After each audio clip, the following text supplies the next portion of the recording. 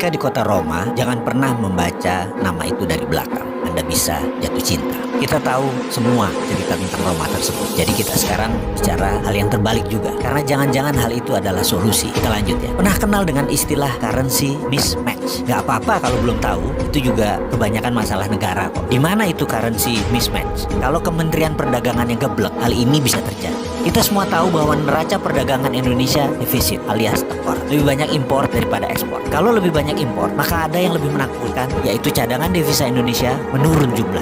Sekarang yang harus kita pahami sekali lagi, yang dagang itu negara atau swasta? Ya betul, yang dagang ya swasta. Pertanyaannya, uang yang disebut tekor itu uang siapa? Uang pemerintah. Karena yang impor kebanyakan adalah negara. BUMN Indonesia tuh jago impor. Pertamina misalnya. Dan strategi Kementerian Perdagangan. Besi aja sampai impor dan banyak lagi. Tapi yang ekspor kebanyakan swasta. Sementara swasta kalau dapat uang dari ekspor, bagaimana diperlakukannya? Atau saya tanya deh kepada sahabat semua yang berbisnis ke luar negeri. Anda punya kelapa sawit, Anda dapat penjualan dari India misalnya $1 juta nilai. Modal Anda paling top 50% karena Anda punya sendiri, Anda bukan broker. Apakah Anda akan bawa masuk 100% uang itu ke Indonesia? Jawabannya kalau saya tanya, kalau Anda 100% warga negara Indonesia, kemungkinan 100% uangnya ke Indonesia. Tapi kalau Anda investor asing, maka Anda hanya memasukkan OPEX-nya saja atau operation expenditure, ya paling 50%-nya saja yang masuk ke Indonesia karena memang itu kebutuhannya untuk membayar operasional.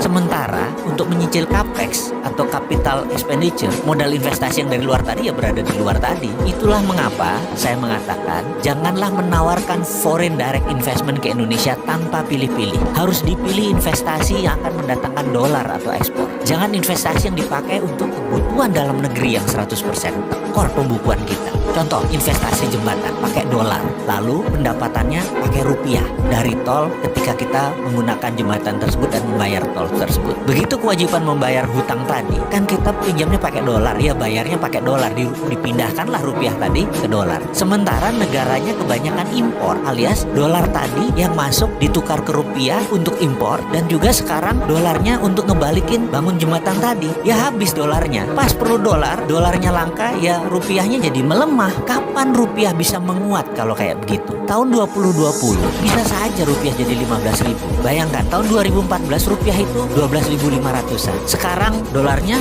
14.300 di tahun 2019. Dan ada lagi sebenarnya yang lebih parah. Pas bangun jembatan tadi nggak ada dolarnya, malah 100% barangnya buatan negara lain yang ditaruh di Indonesia plek langsung jadi dan rakyat hanya suruh keplok-keplok pas peresmian. Begitu dipakai, kita mulai nyicil pakai rupiah kita membeli dolar tadi. Top dah kalau gitu, lebih tekor kita. Makanya kata tekor itu fakta. Ke depan bagaimana? Kita baca terbalik kata tekor tadi, T-E-K-O-R tadi, dengan membacanya R-O-K-E-T, roket. Balik semua tindakan kita itu semua. Lawang kemarin salah semua kok. Jadi untuk benar bagaimana? Dari tekor ke roket, ubah semua apa yang kita sudah kerjakan. Salah semua ini. Mau nyoba itu? Pasti kita roket.